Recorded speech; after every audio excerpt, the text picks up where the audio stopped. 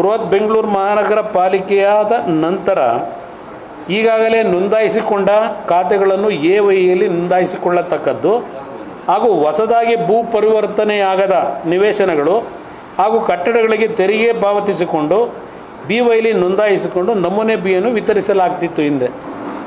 ಇದರಲ್ಲಿ ಯಾವುದು ದುಡ್ಡನ್ನು 5% ಈಗೇನೋ ಹೇಳೋರಲ್ಲ, ಹೆಚ್ಚುವರಿ ಇದು ಪರ್ಸೆಂಟೇಜ್ ಶುಲ್ಕ ಗೈಡ್ಲೈನ್ ವ್ಯಾಲ್ಯೂನ ಹೋದ ವರ್ಷ ಇವರು ಬಂದ ಮೇಲೆ ಅದೇನೋ 5 ಗ್ಯಾರಂಟಿ ಕೊಡೋಕ್ಕೆ 2 ಬಾರಿ ರೈಸ್ ಮಾಡಿದ್ರು.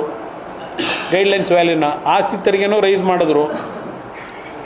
ಲೂಟಿ ಹೊಡೆದಾಯಿತು ಅದರಲ್ಲಿ 5 ಗ್ಯಾರಂಟಿ ಹೆಸರಿನಲ್ಲಿ. ಈಗ ಇದು ಬಿ ಖಾತಾ ಎ ಖಾತಾ ಹೆಸರಿನಲ್ಲಿ ಏನು ನಡೆಸ್ಕೊಂಡು ಹೊರಟವ್ರೆ.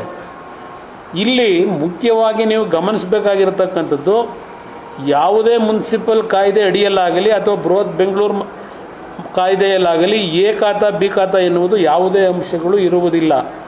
ನಿಮ್ಮ ಇದರ ಪ್ರಕಾರ ಖಾತಾ ಅಂದರೆ ಒಂದು ಆಸ್ತಿಯ ತೆರಿಗೆ ವಿವರಗಳ ನಕಲೆಂದು ಅರ್ಥೈಸಿಕೊಳ್ಳಬಹುದು ಅಂತ ಸರ್ಕಾರದ ಆದೇಶವೇ ಇದೆ.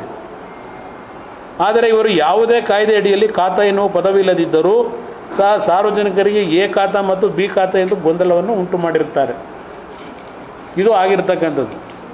ದಯವಿಟ್ಟು ಇವೆಲ್ಲ ಸ್ವಲ್ಪ ರೆಕಾರ್ಡ್ ತೆಗೆದ್ರೆ ಇದು ಕತೆ ಗೊತ್ತಾಗುತ್ತೆ ನಿಮಗೆ. ಇಲ್ಲಿ 2012ರಲ್ಲಿ ಭೂ ಪರಿವರ್ತಿತ ವಸತಿ ಹಾಗೂ ಇತರೆ ಉದ್ದೇಶಗಳಿಗೆ ಭೂ ಪರಿವರ್ತನೆಗೊಂಡ ಜಾಗಗಳಿಗೆ ಖಾತಾ ನೋಂದಾಯಿಸುವ ಸಂದರ್ಭದಲ್ಲಿ ನ್ಯಾಯಾಲಯ ಒಂದು ಆದೇಶ ಮಾಡುತ್ತೆ.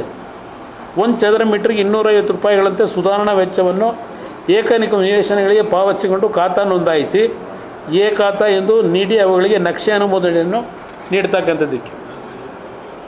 ಈಗ ಇವರು ಹೊಸದಾಗಿ 7.5 ಲಕ್ಷ ಇದೆ, 15 ಲಕ್ಷ ಇದೆ, ಇದನ್ನು ಹೇಳ್ಕೊಂಡು ದಿನ ಗ್ಯಾರಂಟಿ ಅಂದ್ಕೊಂಡು ಕೂತಿದ್ದಾರೆ. ಇಲ್ಲಿ